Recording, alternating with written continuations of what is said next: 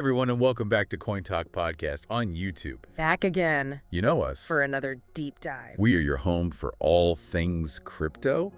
And today, Definitely. we're diving into a really interesting Yeah. trend that we're seeing in the crypto market. Yeah. What is it?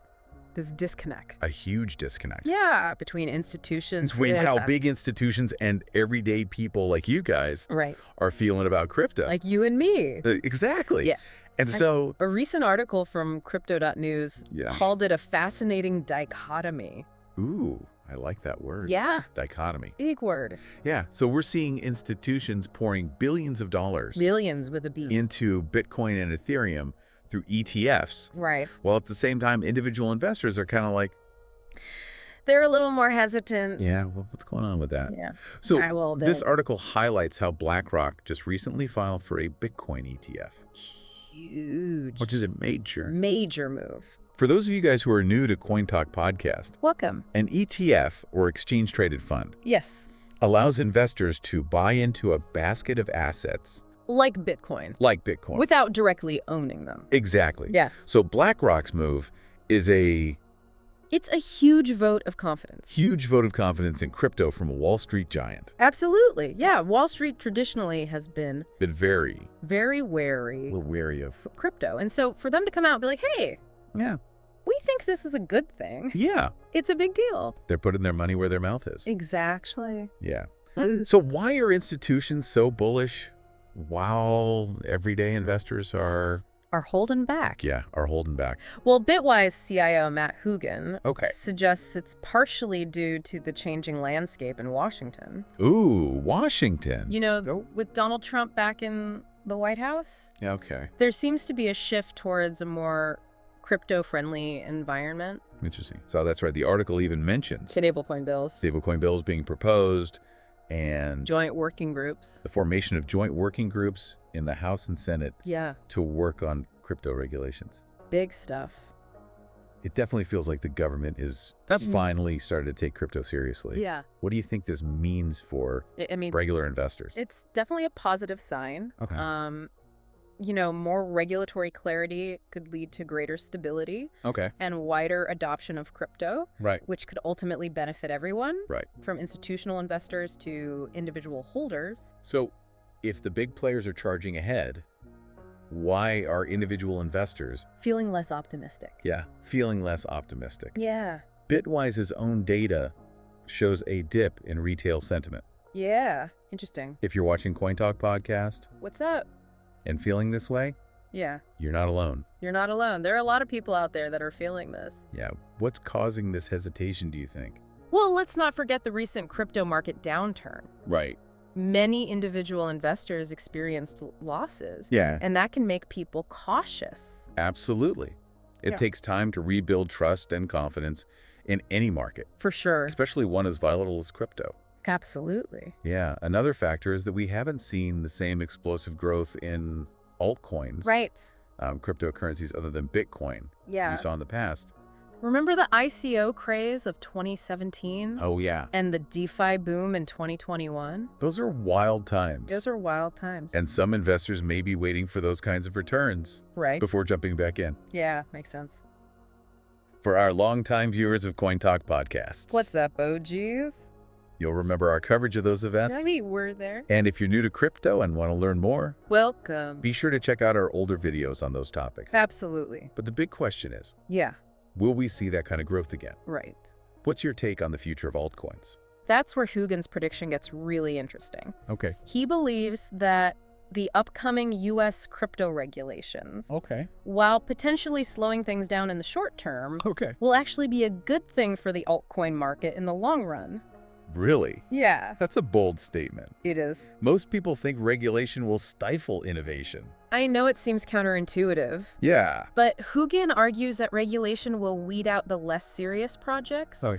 and shift the focus back to the real value that different altcoins offer. Okay. Think of it as separating the wheat from the chaff. I like that analogy. Yeah. So he's saying regulation will actually make the market healthier Yes, and more attractive to both institutional and retail investors. that's the idea. But how does that translate into real opportunities for everyday investors like the ones watching CoinTalk Podcast. Well, if Hukin is right, Yeah. and regulation leads to a stronger, more transparent altcoin market, Okay. that could potentially lead to wider adoption by both individuals and businesses. And wider adoption could lead to Increased demand and ultimately lower prices. higher prices. Classic supply and demand. Economics 101.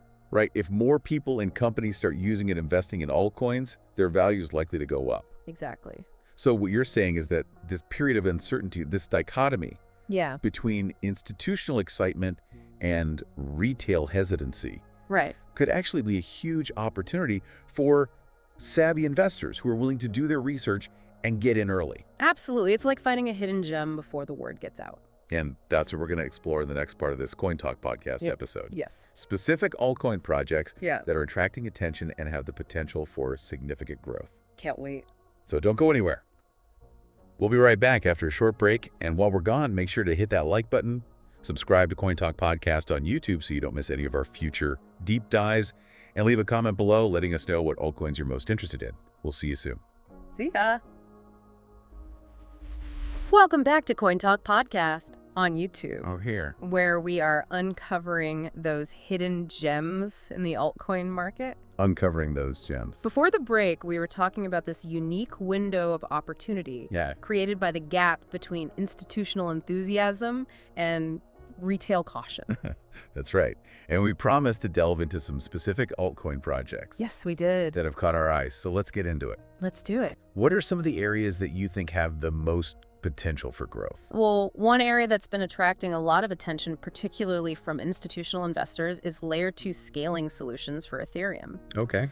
These projects are designed to address some of Ethereum's limitations, specifically speed and cost. Okay. They essentially create a second layer on top of the Ethereum network to process transactions faster and cheaper. So for those of you following along on CoinTalk Podcast, you've probably heard us mention Layer 2 before. A few times. It's like adding express lanes to a busy highway. Exactly. It makes the whole network run smoother and more efficiently. But why are institutions particularly interested in Layer 2 solutions? Well, institutions are drawn to Ethereum because it's the leading platform for decentralized applications, or dApps. Okay.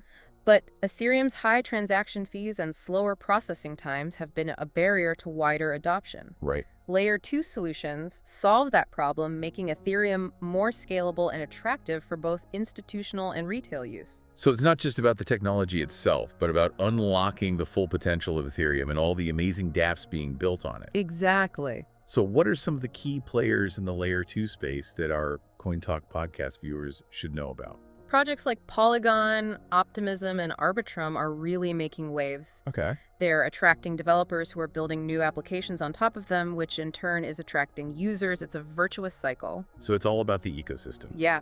The more users and developers a Layer 2 solution attracts, the more valuable it becomes. Network effects are a beautiful thing. Like a snowball effect. Absolutely not, beyond Layer 2. We also have the exciting realms of the metaverse and Web3. Yes. These are still early days, but they hold immense potential.